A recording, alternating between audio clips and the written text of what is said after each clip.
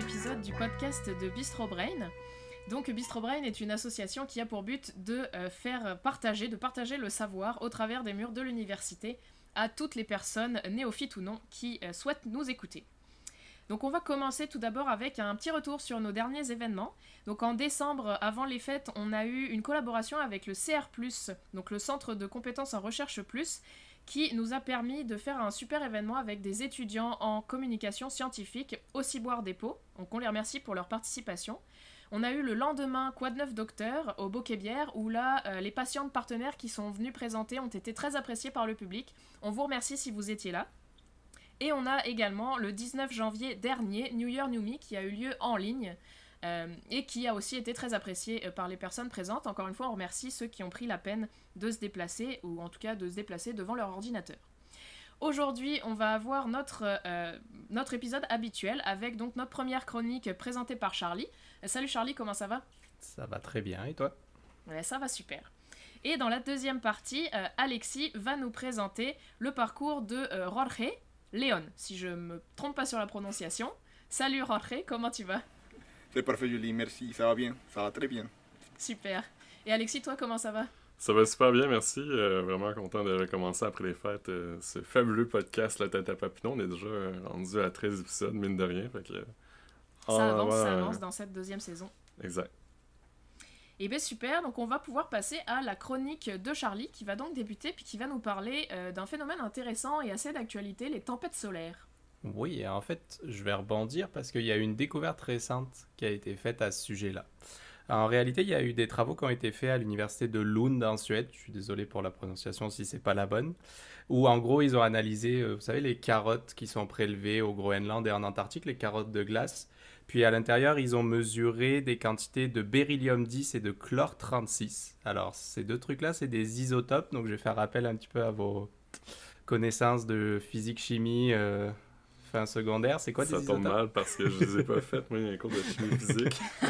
Devant la réplique, j'ai dit, j'imagine. Hein? Ben, c'est pas des atomes particuliers avec un électron en plus ou quelque chose Alors, c'est comme pas ça, un électron, c'est un neutron en plus. Ah, mais pardon, oui, pardon. l'idée est bonne dans le fond. Là. J'y étais presque. C'est des modifications des atomes tels qu'on les connaît. Genre, mettons, si on prend le carbone, qui est pas mal le plus répandu, il y a 12, sa masse atomique c'est 12, il y a 6 protons et 6 neutrons à l'intérieur du noyau. Mais il existe des carbones qui sont un peu bizarres, les carbones 13 et les carbones 14. Il y en a un qui va avoir 7 neutrons et l'autre qui va en avoir 8. Le carbone 14, on l'utilise pas mal pour dater les choses assez anciennes. Là. Je pense que les gens en ont entendu parler. Donc tous ces isotopes, ils ont été relevés en quantité vraiment importante en fait. Et ça a amené à la conclusion qu'il y a 9200 ans sur Terre, il y a eu une tempête solaire énorme. Alors, c'est quoi une tempête solaire, vous allez me dire? En fait, le soleil, il faut le voir un petit peu comme, vous savez, votre marmite où vous faites bouillir votre eau pour vos pâtes. Donc, genre, ça bouille, il y a une certaine énergie là-dedans. Puis, si vous ne mettez pas de couvercle, votre eau, il y a plein de particules d'eau qui vont s'en aller un petit peu partout.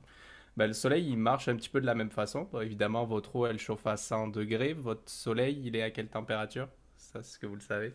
Pas 15 millions de degrés ou quelque chose comme Alors, ça. c'est le centre qui est à 15 millions. Sur les bords, est-ce que tu sais à quelle température on est à peu près? C'est plus chaud, l'extérieur, la couronne est plus chaud. Alors, il peut y avoir certains endroits qui sont plus chauds, puis à peu près, on est à 6000 degrés Celsius sur le contour. Ça dépend un petit peu de où on se trouve, etc. Donc, c'est une bonne ébullition, on va dire. Donc, il y a plein de particules qui sont projetées parce que ça boue, et en fait, ces particules, elles peuvent se rendre jusqu'à nous. Et la plupart du temps, ces particules, c'est simplement des protons. C'est aussi pour ça que je voulais refaire petite explication sur les isotopes. Et le problème, Est-ce que c'est pas ces protons-là qui donnent les aurores boréales là, ou Oui, je vais y venir justement. Ah, il y a un phénomène qui Voleuse a de lieu punch. avec ça, puis vous allez voir. Pardon. Merci d'avoir vendu le punch. Non, c'est pas le punch. Il y a une petite histoire autour de ça qui est intéressante. Donc ces petits protons, ils s'en viennent sur notre Terre, ils réagissent avec notre atmosphère, puis ils peuvent créer des problèmes, des modifications du champ électromagnétique, etc. Puis tout ça, ça peut être un petit peu problématique avec nous. OK? Donc, cette tempête solaire, on ne l'a pas observée. Hein, il y a 9200 ans, nos ancêtres, ils l'ont peut-être vécu, mais ils n'ont pas vraiment observé les conséquences parce qu'ils n'avaient pas grand-chose qui interagissait avec le champ magnétique à l'époque. Mais un exemple qu'on a récent, c'est 1989, en fait. 1989, il y a eu une petite tempête, ce qu'on appelle tempête géomagnétique. Donc, une petite tempête solaire qui a eu des conséquences. Alors, c'est 3 jours plus tard. Hein, pour nous, sur Terre, on paye les conséquences 3 jours après que le Soleil ait émis ses protons. Alors juste pour vous donner une idée, en 1989, brouillage des communications à peu près partout sur Terre, panne d'électricité majeure au Québec, engendrée par ce problème-là. On parlait d'aurores boréales, on a observé des aurores boréales au Texas. Ouh, ça c'est bas. C'est quand même un petit peu plus au sud que là où on a l'habitude de les observer. Donc ça joue vraiment beaucoup sur l'atmosphère. Et pour rappel, 1989, on est encore en pleine guerre froide. Sur la fin de la guerre froide, mais on est encore dedans. Donc les tensions ont quand même un petit peu monté en pensant que c'était des attaques des Russes, des attaques des Américains. C'était le bazar en fait, à cette période-là. Et en fait, ce qui est important à noter, c'est qu'elle était toute petite cette tempête. Et genre celle qu'on a observée, ou du moins dont on retrouve l'histoire dans les calottes glaciaires d'il y a 9200 ans, elle était énorme vu les quantités astronomiques d'isotopes qu'on a retrouvées. Et il faut savoir que si cette tempête solaire elle se reproduirait aujourd'hui, pour vous citer juste quelques petits problèmes, panne électrique généralisée dans le monde entier, destruction ou partielle ou totale de à peu près tous les satellites, trafic aérien, c'est fini, plus d'avions qui circulent, et possiblement la fin d'Internet. La fin d'Internet, carrément. Oui, s'il n'y a plus de satellites, il n'y a plus d'Internet.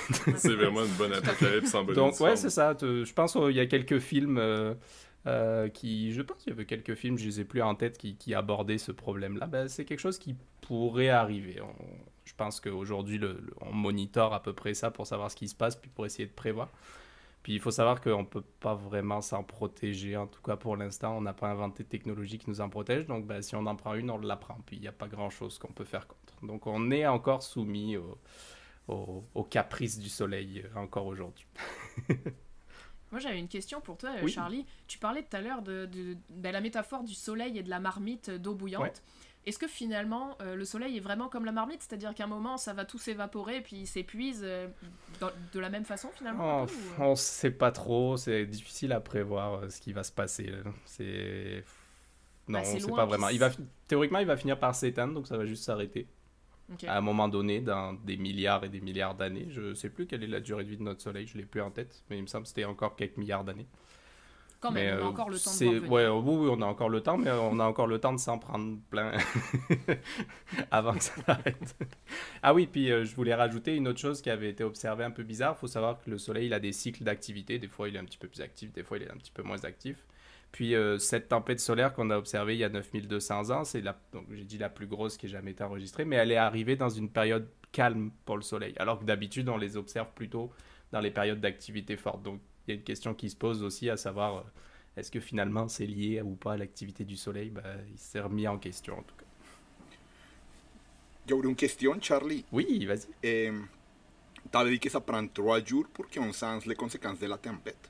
Oui. Mais la lumière, ça prend 8 minutes à arriver du soleil à la Terre. Donc c'est quand Oui, même je sais, plus. j'ai pas eu l'explication, il disait que ça a pris 3 jours, alors peut-être ça prend un certain moment ou ça prend une accumulation de protons envoyés parce que la tempête solaire, elle est pas instantanée, donc ça prend peut-être une accumulation quand même importante de protons qui sont envoyés, ça arrive pas, enfin, je veux dire, on subit pas les conséquences immédiatement. Je pense que c'est ça. Okay. Ça se pourrait que ce soit 3 jours à partir du moment qu'on commence à détecter Oui, c'est possible, l'explosion c'était pas précisé dans l'article, mais oui, je pense que c'était à ce sens-là. Eh bien, finalement, on est quand même tous à la merci du soleil, je pense que c'est pas mal ça qu'on peut retenir. Et moi, pour faire du pouce sur la thématique de Charlie, qui est donc l'aérospatiale, il y a aussi un télescope qui a été lancé récemment. Je vais vous inviter à aller voir ça, qui est le télescope James Webb. C'est vraiment hyper impressionnant, c'est un bijou de technologie, et c'est un télescope qui est prévu pour aller voir plus loin que ce qu'on n'a jamais vu dans l'univers. Donc si vous êtes intéressé, allez vous informer sur Internet, ça s'annonce une épopée très intéressante. J'espère qu'on va avoir des magnifiques photos comme les dernières. J'espère aussi qu'on va avoir des super photos, on vous en parlera si c'est le cas, on sera heureux de vous en parler. Avec plaisir. Mais merci beaucoup Charlie pour cette entrevue. Et donc ça va être notre jingle.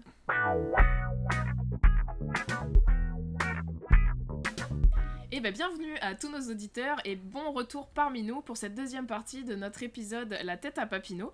Pour la deuxième partie, on va donc accueillir Jorge qui va être présenté par Alexis. Alexis, je vais te laisser présenter ton invité. Oui, merci Julie. Présenter Jorge León, qui tu es étudiant en doctorat en biologie moléculaire et cellulaire à l'Université de Sherbrooke, dans laquelle tu étudies depuis déjà 5 ans les interactions génétiques dans le cancer du sein en fonction des cytokines. Tu es également à la tête du comité PromoSciences affilié à nos amis du regroupement étudiant des chercheurs, chercheuses en sciences de l'Université de Sherbrooke, le Rexus. Merci pour ta présence. Merci à toi, Alexis, pour l'invitation. Ça fait plaisir. Donc, on ouvre le bal. Déjà, première question. Est-ce que tu pourrais nous expliquer, à nous et notre auditoire, quelles sont les cytokines et en quoi elles peuvent interagir avec le cancer du sein? À quoi peut-on les comparer? Les cytokines sont la chose plus facile à dire, sont les messagers du système immunitaire. Je pense que le monde est plus familier avec les neurotransmisseurs. On les connaît plus. Et sont les transmisseurs du système nerveux, du cerveau. Mais les cytokines sont la même chose, mais pour le système immunitaire. Donc, ils vont transmettre les signaux, ils vont communiquer les cellules immunitaires entre eux et aussi entre les cellules qui ne sont pas immunitaires. Donc, c'est les messagers de tout ce qui est relié au système immunitaire. Super, merci. Ça, c'est une explication la plus simple. Oui, ben c'est bien joué. Durant notre pré-entrevue, là, tu me disais que tu avais eu la fastidieuse tâche d'étudier 127 combinaisons complètement seules de cytokines. Ma question un peu farfelue, est-ce que tu serais par hasard un moine? Je pense que tout le monde qui fait un doc se rend quand même à être un moine à un moment donné. J'étais chanceux, la technologie qu'on a maintenant, on peut faire ça avec un système de high throughput. Mais ouais, ça faisait beaucoup de combinaisons. Ça m'a pris 6 mois de tester les 127 combinaisons. Ouais, c'est vraiment à ton honneur. Tu me disais là, que dans le fond, il n'y a aucune personne dans ton laboratoire. C'est vraiment à l'insu de tous. Oui. D'accord. C'est one man army. C'est bon. Et blague à part, par quel moyen est-ce que tu as réalisé cette tâche? C'est quoi le matériel qui est utilisé pour étudier les cytokines? Puis est-ce qu'il y a aussi eu des échecs à travers ça? Oui, mais ok, pour la première partie de la question, c'est quoi les méthodes que j'utilisais? J'utilisais des plaques de 86 puits avec des cellules de cancer du sein. Donc, chaque plaque de 86 puits, ça me donne la possibilité de tester plusieurs combinaisons à la fois. Un puits, c'est quoi en fait? Un puits, c'est un well, c'est un petit trou dans lequel on fait un dépôt de cellules. Et on peut traiter chaque puits de façon indépendante. Donc, avec chaque plaque de 86, je pouvais répéter plusieurs fois la même combinaison. Donc, ça me donne une certaine confiance statistique pour les mesures. Mais ça me prenait aussi quand même beaucoup de plaques. C'est juste que dans une plaque de 86 puits, tu peux tester plusieurs. Ça m'a pris 6 mois. Je faisais 3 plaques par semaine parce qu'il faut laisser les cellules proliférer. On faisait ces proliférations. On mettait les cellules de cancer du sein à pousser. Et on traitait avec les différentes combinaisons de cytokines et on voyait c'était quelle combinaison qui arrêtait la prolifération. Mais ça prend une semaine pour avoir une bonne courbe de prolifération. Ça fait quand même un bon nombre de plaques, hein? Oui. J'imagine que ça a dû être long de mettre les cellules à l'intérieur de chacun des puits, là. Oui, justement, tu fais ça comme mettre les cellules, c'est pas si compliqué parce qu'on utilise un système multiple. Donc, on peut quand même préparer une plaque. Préparer les cellules dans la plaque, ça me prend 40 minutes, moins que ça. Je pense une vingtaine de minutes. À la fin, après toutes les plaques, on devient un expert. Ouais. Et c'est plus les combinaisons de cytokines, mélanger toutes les cytokines et les mettre dans le puits. Ça me prend bon 12 heures par plaque. Wow! Quand même.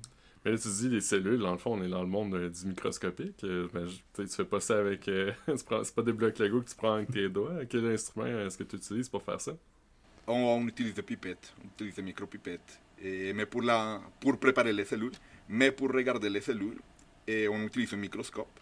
Et l'intéressant dans mon projet, c'est que j'avais transformé les cellules de cancer du sein normal avec une protéine fluorescente qui s'exprimait juste dans les noyaux.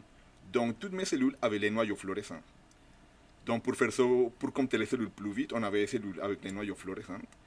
Et on les comptait au microscope. On prenait un microscope robotisé. Le microscope prenait 4 photographies par puits. Donc, c'était 4 photographies par 86 puits. Et ensuite, on utilisait un programme d'identification d'images pour compter les noyaux. Donc là, on pouvait compter combien de cellules il y avait par puits. Là, j'imagine qu'avec une manipulation un microlitre, est-ce que c'est bien ça? Oui, on travaille. Ça doit être quand même du matériel dispendieux. Est-ce que ça a tout fonctionné du premier coup? Et non, jamais. On est en science. Ok, d'accord, ça me rassure. Non, et le science, je ne sais pas si on pense encore qu'on dit Eureka à chaque fois. Non, on ne dit pas Eureka très souvent. Mais justement, est-ce que, malgré tout, est-ce que tu as une grande découverte jusqu'à présent? Qu'est-ce que tu as fait justement comme découverte? J'espère avoir une grande découverte, mais ça prend du temps. J'ai fait la recherche fondamentale, donc il y a quand même un bon intervalle de travail à faire entre la recherche fondamentale et une application médicale. Et parmi les 127 combinaisons qu'on a testées, on a trouvé quand même deux bonnes combinaisons qui arrêtent la prolifération des cellules cancéreuses. Il y a surtout, quand même parmi 127, c'est quand même... Mais quand tu dis beaucoup, c'est quoi, c'est 50%? Je sais pas. Oh non, celle qui est le plus significatif, elle est quand même vite, elle commence à arrêter la prolifération 2 jours après la stimulation. Et ça arrête presque complètement. Après 2 jours, les cellules ne prolifèrent plus, donc c'est 2%, 3% de prolifération. On dit c'est vraiment excellent. In vitro, oui. On aimerait que ça fasse la même chose chez les patients rendus là. C'est ça. On commence in vitro et ensuite il y a in vivo, on ferait l'expérience, on répéterait l'expérience avec des souris. Et ensuite ça serait dans une semaine, mais il y a encore beaucoup de travail à faire.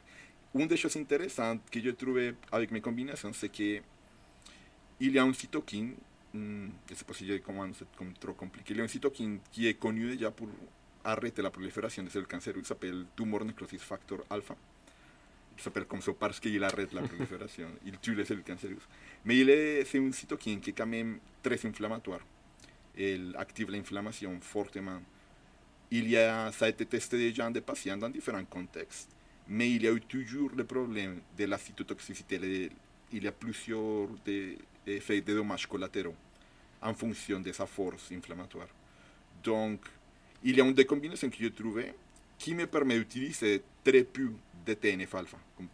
Prendre le pouvoir de TNF-alpha, utiliser les autres cytokines pour avoir une synergie et diminuer grandement la concentration de TNF-alpha. Et ça, au final, c'est vraiment, là, on se rappelle pour le commun du mortel, c'est le mieux guérir, en fait, du cancer du sein. Oui, ça c'est comme l'objectif. D'accord. On constate qu'il y a pas mal de pistes. On souhaite vraiment la meilleure des suites, puis encore plus de découvertes dans ton monastère, on va dire ça comme ça, qui est ton laboratoire. On enchaînerait maintenant la partie entrevue pour parler de ton implication auprès du comité Promotion Sciences. Est-ce que tu pourrais nous dire comment est-ce que ça a commencé, cette belle histoire? Oui, mais étant donné que j'étais rendu plus ou moins, donc j'avais l'envie comme de regarder c'est quoi qui passe dehors le laboratoire. Donc il y avait les groupes, c'était en 2019 qu'il y avait l'activité d'Eureka à Montréal. C'est l'activité de vulgarisation scientifique pour la région la plus grande au Canada. Wow. Donc les Rex aussi ils cherchaient bénévoles pour aller présenter à Eureka. Donc c'est là que je me suis impliqué avec les Rex. J'ai commencé comme bénévole avec le comité de promotion de sciences. Et j'ai vraiment aimé l'expérience. Et je restais. Et je me suis dit c'est une bonne place pour promouvoir la science, que je trouve que c'est une activité centrale dans la société. Et si on voit par exemple avec la pandémie aujourd'hui, toute la controverse avec les vaccins et tous les mouvements anti-vaccins, il faut éduquer la société. Si on veut avoir une société éduquée, il faut commencer avec les jeunes. D'accord, parce que c'est ça en fait que Promotion se fait. C'est ça. On va surtout dans les écoles, on travaille surtout avec les jeunes. Et on travaille avec Parlons Sciences, avec Technosciences Estrie. On a plusieurs activités avec les écoles, autant que les écoles viennent à nous, ou on va dans les écoles. Mais oui, c'est 80% des activités qu'on fait, c'est auprès des jeunes. D'accord. Puis tu nous parles déjà avec passion de ce projet-là. Est-ce que tu pourrais nommer tes plus grandes réalisations sur le comité jusqu'à présent? Qu'est-ce qui te rend le plus fier jusqu'à présent? Pour l'instant, je dirais que ce sont les vidéos sur les vaccins qu'on a faites. Et on a fait une vidéo pour expliquer les mécanismes moléculaires derrière les vaccins ADN et ARN. Donc ceux qui sont utilisés, entre autres, pour la COVID, c'est ça? Seulement pour la COVID. C'est la première vaccin qui utilise les mécanismes d'ADN et ARN. Ce sont pour la COVID. Donc c'est à l'hiver dernier qu'on a produit la vidéo. On est allé dans les écoles, on a expliqué comment ça marche le vaccin. Et on a discuté avec les gens, c'était quoi les questions qu'il y avait derrière, c'est ce qu'est la vaccination, c'est ce qu'est l'immunologie comme tel. Et c'est un expériment vraiment cool. On est en train de produire une deuxième vidéo. Ah oui? Et, oui, ça devrait venir bientôt, c'est fin février, je pense qu'on devrait le publier. Ça va être sur les mythes derrière les vaccins. Donc c'était une expérience vraiment intéressante, c'est surtout très motivant que l'université a mis son argent derrière le projet, parce que sont des projets qui sont quand même assez coûteux. Les premières vidéos, c'est une vidéo de 3 minutes, et ça a coûté 12 000. Bon, ok, c'est quand même un gros budget. Ouais, donc c'est surtout l'argent. Pour la première vidéo, c'était les REX, c'était la communauté étudiante. Pour la deuxième vidéo, c'est plus de l'université. Donc on voit qu'il y a quand même une envie de la part de l'université d'aider ce type de projet. Absolument, puis on se fera un plaisir, là, naturellement, de partager puis donner encore plus de portée à cet investissement-là. On voudrait savoir, tu as déjà un peu répondu, là, mais quelle place pour toi, bien sûr, notre question fétiche, la tête à Papineau, quelle place pour toi devrait avoir la vulgarisation scientifique dans la société? Centrale, c'est comme je disais tantôt. Et il faut éduquer la société, surtout quand on devient adulte, qu'on a le droit de voter et de choisir un dirigeant. Si on veut avoir des dirigeants éduqués, il faut avoir une société éduquée. Très bien dit. Donc si on veut que nos dirigeants fassent confiance à la science, mais il faut qu'ils comprennent la science. Donc il faut avoir des gens qui comprennent la science, il faut avoir des gens qui choisissent, qui vont élire des gens qui comprennent la science. Donc c'est central. Merci. Puis on se demandait là, justement, là, peut-être vers la fin de ton doctorat, qu'est-ce que tu envisageais pour la suite? Et pour l'instant, finir ma thèse. C'est pas... Ce sera déjà un très beau jalon, très belle finalité. Oui, définitivement, je dirais que ça prend du temps écrire la thèse. Mais ensuite, pour l'instant, j'ai bien aimé l'expérience que j'ai eue dans le REX d'organiser et diriger le projet. Donc, pour l'instant, je vais laisser un peu de côté le côté académique, la recherche. J'aimerais regarder c'est quoi la direction du projet et organiser le projet. J'ai bien aimé ça. D'accord, merci. Je sais pas si autour de la table virtuelle, on avait des questions pour Jorge. Moi, j'en avais pas particulièrement. Super projet, je trouve ça très intéressant. Puis moi, je travaille en biologie cellulaire, donc ça me parle vraiment beaucoup. Oui, c'est ça, on crée des ponts. Hein. Exact. C'est quel ton domaine, Julie? Moi, je travaille sur le cancer aussi, mais sur la résistance au traitement dans le cancer de l'œsophage. Ok. Mais je suis aussi très fondamentale parce que je travaille principalement avec un modèle de cellules un peu comme toi. Donc tu sais qu'il y a un gros chemin à procurer en une application. Tout à fait. C'est pour ça qu'on appelle ça fondamental. Hein. On sait bien qu'aux finalités, ça arrivera aux patients dans encore plusieurs années, si ça y arrive un jour. Ouais, si ça arrive. Exact. Merci, Jorge, pour ta présence à l'entrevue. Je passe maintenant la parole à Julie. Merci, Alexis. Yes, merci à vous deux. Merci, Alexis. Merci, Jorge. Puis merci, Charlie, pour la chronique de tout à l'heure. Merci pour cette entrevue. C'était vraiment super intéressant. Très intéressant d'entendre qu'il y a aussi d'autres opportunités et d'autres initiatives de vulgarisation à l'université. On est toujours content de faire la promotion de ces opportunités-là. Pour conclure, merci beaucoup à tout notre auditoire pour nous avoir écoutés aujourd'hui, à notre équipe, puis à Jorge, encore une fois, notre invité pour cet épisode. On vous invite à écouter notre prochain épisode quand il sortira. Et en attendant, de nombreux événements sont là pour vous. On va avoir le 16 février à Montréal le 6 à 8 biais cognitifs avec raccourci, très intéressant sur les différents biais cognitifs qui peuvent s'insérer dans la vie de tous les jours finalement. On n'en a pas forcément conscience. Et à Sherbrooke, on va avoir le 26 février un café scientifique du comité Les Copines, un projet patient partenaire. Je vous fais du pouce pour aller le voir. La dernière fois que des patients partenaires sont venus présenter, vous avez été très nombreux à les plébisciter puis à dire que c'était des belles présentations. Donc venez nombreux.